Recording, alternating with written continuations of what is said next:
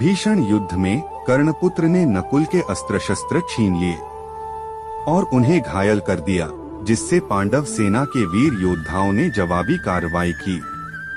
द्रुपद के पुत्रों और शिनी के पौत्र सहित 11 वीरों ने अपने शक्तिशाली अस्त्रों और कौशल से कौरव योद्धाओं पर आक्रमण किया।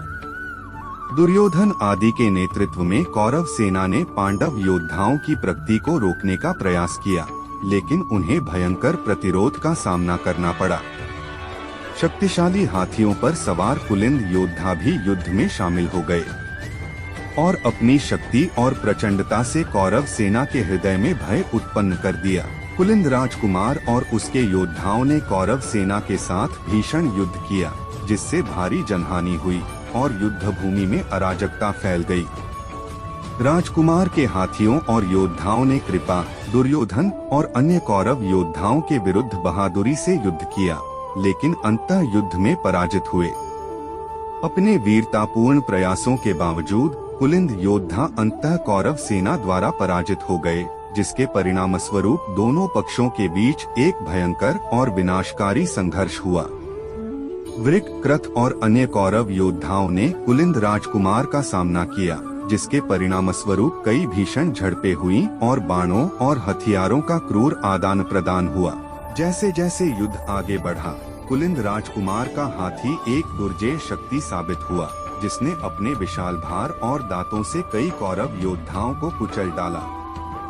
राजकुमार ने स्वयं दुर्योधन, शकुनी और अन्य प्रमुख कौरव योद्धाओं के साथ युद्ध किया, जिससे उन्हें भारी क्षति हुई। कौरव सेना के भयंकर प्रतिरोध का सामना करने के बावजूद कुलिंद राजकुमार ने अपने शहीद साथियों का बदला लेने और अपनी प्रजा का नाम रोशन करने के लिए वीरतापूर्वक युद्ध किया। युद्ध में राजकुमार के अटूट साहस और कौशल ने उनके योद्धाओं को दुर्जय कौरव सेना के विरुद्ध निरंतर युद्ध जारी रखने के लिए प्रेरित किया।